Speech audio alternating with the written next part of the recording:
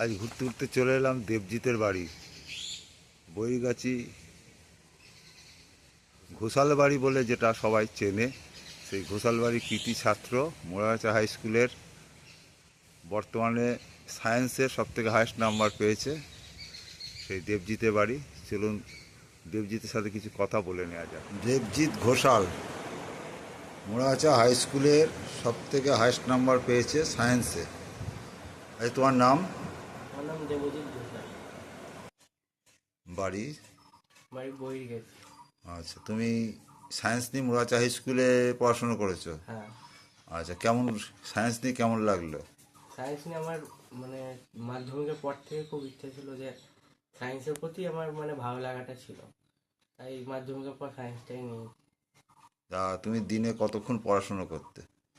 দিনে সেরকম কোনো মানে সব পড়াই নিজের মতো করতাম, মানে সব পড়াই এগিয়ে রাখার চেষ্টা করতাম, মিনিমাম 7-8 ঘন্টা হয়ে যেত। টিউটার বা স্কুলে কেমন সহযোগিতা পেয়েছো? আমাদের সব স্যারই, মানে আমাদের যতগুলো স্যার ছিল, 6টা স্যার ছিল, সব স্যারই আমাকে খুব সাহায্য করেছেন। তার থেকে সব থেকে বেশি আমাদের মানে পড়াশোনায় এগিয়ে দিতে চেয়েছেন আমাদের অঙ্কের স্যার দেবাশিস দে, তারপর ফিজিক্সের স্যার ইরুজিৎ ঘোষ এনারা, তারপর কেমিস্ট্রির স্যার বেথ থেকে আসতেন, তিনিও খুব সহায়তা করেছেন, মানে সহজ করে সব কিছু বোঝানো সবই করেছেন। আবার বিদ্যালয়ের স্যারেরাও মানে যথেষ্ট সহায়তা করেছেন। তুমি বড় হয়ে কি হতে চাও?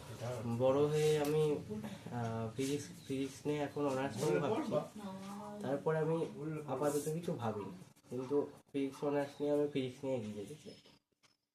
তারপরে আমার মা বাবারও সবসময় কৃতিত্ব আছে পড়াশোনায়। আমার দাদু থাকলে এখন আমাকে যথেষ্ট মানে খুশি হতেন। তোমার মার্কশিটটা একটু দেখা যাবে? হ্যাঁ, একটু নিচে নামাও। মার্কশিটে কত কি পেয়েছো একবার বলো তো। মার্কশিটে বাংলায় পেয়েছি 85, ইংলিশে পেয়েছি 90, কেমিস্ট্রিতে পেয়েছি 80, ম্যাথে পেয়েছি 83, আর ফিজিক্সে পেয়েছি 84, আর অপশনাল বায়োলজিতে 72। তুমি হায়ার সেকেন্ডারিতে পাস করলে, এবার তুমি কলেজে যাচ্ছ। কলেজে কোন কলেজ তোমার মোটামুটি চয়েসফুল আছে এখন বর্তমানে? আমার তো ইচ্ছে ছিল কলকাতা আশুতোষ কলেজ, কিন্তু বাড়িতে থেকে পড়াশোনা করাটাই বেশি ভালো মনে হচ্ছে, ওই জন্য কৃষ্ণনগরেই যাও। আচ্ছা, মোড়াগাছা গভর্নমেন্ট কলেজে কি ফর্ম ফিল আপ করেছো? হ্যাঁ, মনে গভর্নমেন্টেও করেছি। আচ্ছা, তোমার বাবা কি করেন? বাবা ডেকোরেশনের ব্যবসা করে। ডেকোরেশন মানে ফুলের হ্যাঁ, ব্যবসা? ফুলের।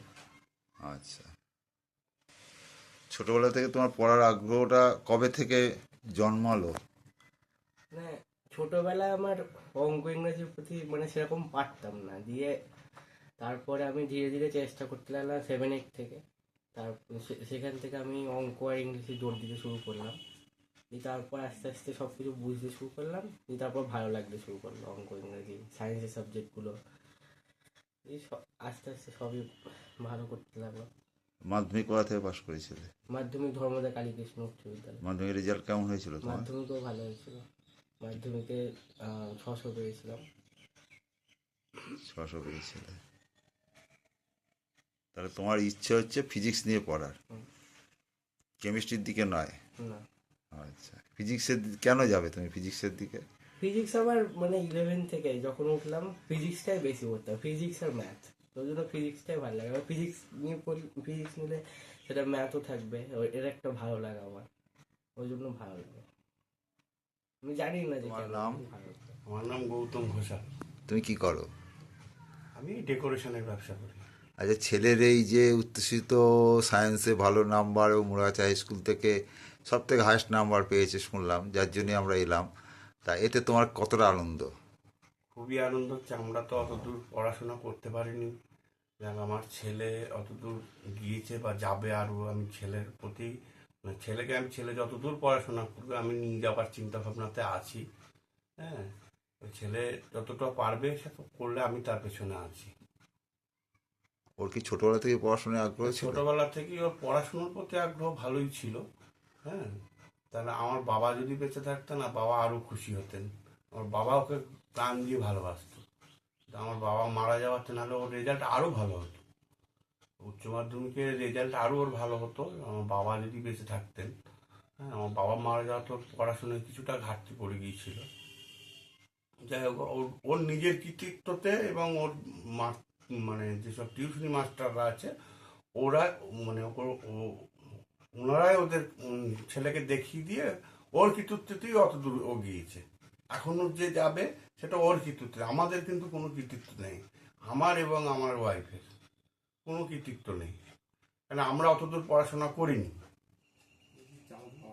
দেবজিৎ তোমার কে হয়?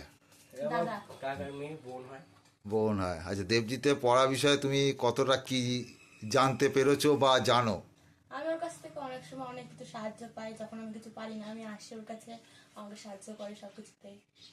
কি সায়েন্স না অন্য কিছু সম্বন্ধে? অঙ্কে। অঙ্কে? তাহলে অঙ্কে তুমি একটু কমা। হ্যাঁ, আচ্ছা, তুমি কোন ক্লাসে পড়ো? আমি এইটা। এইটা তো দেবজিতের পড়ার বিষয়ে তোমার কোনো কিছু চোখে পড়েছে? চোখে পড়া বলতে ও তো সবসময় পড়াশোনা করতো, সারাদিনই করতো, ভালোই করতো। আর পড়াশুনোয় কেমন ও? ছোটবেলা থেকে কি দেখছো ওকে? ছোটবেলা থেকে তো ভালোই পড়াশোনা করে, মাধ্যমিকেও ভালো নাম্বার পেয়েছে, আর উচ্চ মাধ্যমিকেও ভালো পেয়েছে।